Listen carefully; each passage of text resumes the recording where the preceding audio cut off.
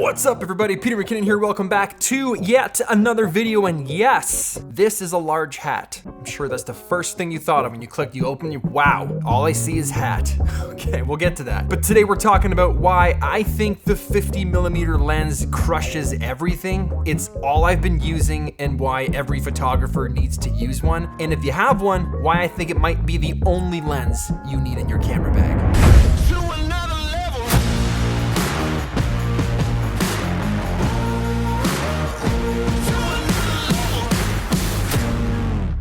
Recently, I traveled downtown to meet up with my friends at Coup de Tete, who make these incredible, custom, one-of-one, handmade, wide-brimmed hats. Look how sick this is. The details all over this hat can only best be shown to you and described with the 50mm lens. Let's take a look at this hat in glorious 1.2 50mm juiciness.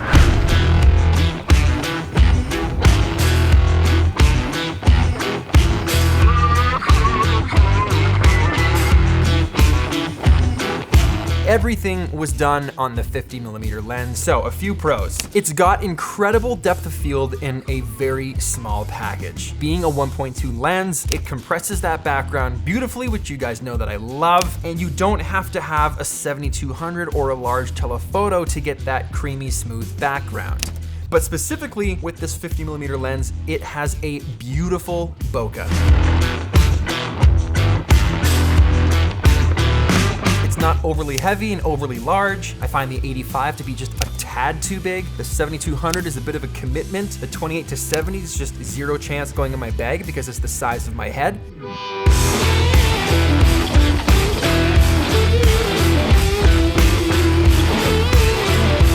At 1.2, this lens is super sharp. Zooming into some of these photos, you'll notice grain. I added all of that grain. Don't confuse that with the image quality not being there or not being sharp. I feel like it adds such a rich texture. Jay sitting here looking at his computer, look how clear and nice and pronounced that portrait is at 1.2.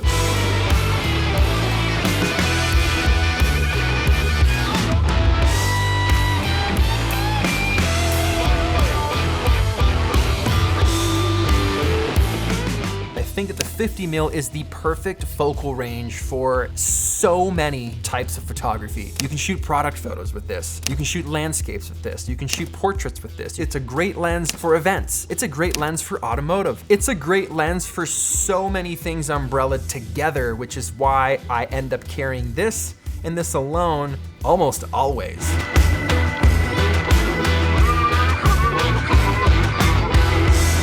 This covers so many genres of photography, and that's the 50mm range across the board. I'm not just saying it's the 50mm RF. You guys know that I'm a Canon ambassador. That is not saying this RF exclusively covers all of these things. That's just the 50mm range within this industry. This video is brought to you by Storyblocks, and in the most movie voice that I can muster up, the most movie trailer voice. Stay on budget while telling your story with the most affordable subscription plans on the market. Storyblocks demand-driven library is royalty-free, so you can use your downloaded content anywhere for commercial and personal use. The unlimited all-access plan gives you unlimited downloads of over 1 million assets, so you can find the perfect fit for your project every time. Sometimes it's just fun to talk like that.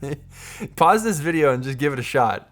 Now, Storyblocks is an amazing partner and a product that I do use as proof. You might be saying, Pete, I wanna see it. I don't wanna just hear it, I wanna see it to believe it. Last year at the end of the year, we put out our final yearly film, Just a YouTuber. The entire intro of that film was Storyblocks footage. I did not shoot a single piece of that. Being able to dive in and take a bunch of assets from Storyblocks, put them into a video, build an entire intro, that was helpful. So I've left their link in the top line of the description so you can check them out. If you're someone that makes videos and maybe you can't travel all the time, or you have a quick deadline, or a client that needs something very specific that you don't have stored in your library, honestly, highly recommend it. The link can be found in the description below. Thank you, Storyblocks, for sponsoring this video.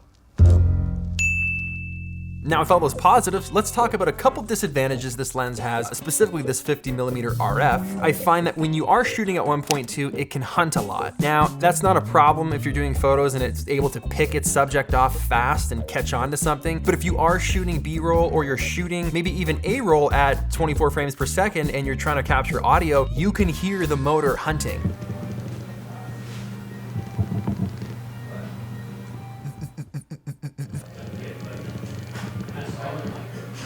So had I been trying to capture audio in front of that, that would have bothered me. The perfectionist that I am when I'm making videos, I would not like that. I would need to be recording the audio separately, then on a lapel or booming that audio, and a loud hunting autofocus motor drives me nuts. Now I talked about shooting landscapes or shooting wider scenes. Because it's just a 50, you're gonna get compression. So opposed to having that wide lens or that 15mm, when you're shooting that same style of photo on a 50, inherently because of that focal range, you will get more compression in your photo. Sometimes that looks good, sometimes you don't want it. If you don't want it and you've only got this, tough, you're getting it. Never really bothers me, but that is something that I wanted to point out. It's not too heavy of a lens, but when you're comparing it to the nifty 50, it is considerably heavier. Something to keep in mind if space and weight is a concern to you. Now, when it comes to vlogging, this isn't the best lens. I never use this lens. 15 to 35, pretty much exclusively now in my kit, only goes on the camera when I am vlogging. Or if I'm standing in front of a ridiculous panoramic vista that needs to be captured as wide as possible, I'm gonna use the wide lens. Now, the question that a lot of photographers do have, especially beginners, once you've gotten into photography, you've been hooked on it, and you're thinking like, what is that next thing? I would say continue to hone your skills and don't be influenced by all of the next things, because there's always going to be something else, and there's always going to be someone showing you what that next thing is. I am that guy, but that doesn't mean you buy it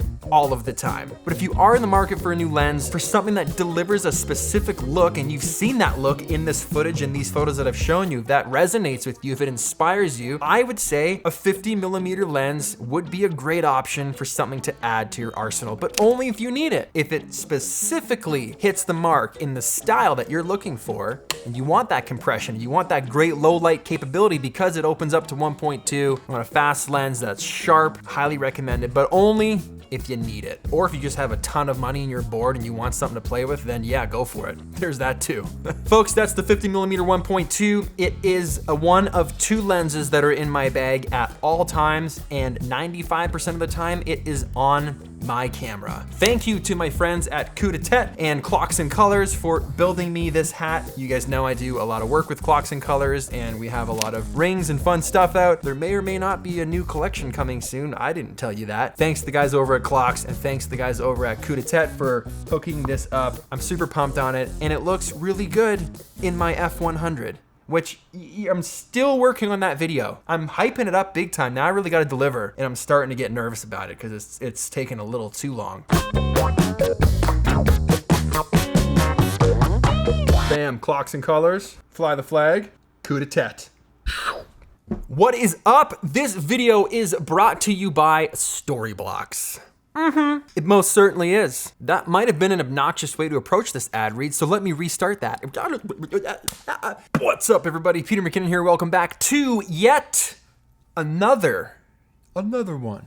Recently, I traveled down to meet my friends at Coup de Tete, Recently, I traveled downtown to meet up. I can't speak today, Kirk Lepiton. Stop trying to be funny. You're not funny. Anyone else out there talk to themselves? Just me? Cool. Still writing notes. All right, let's try that one again. From the top.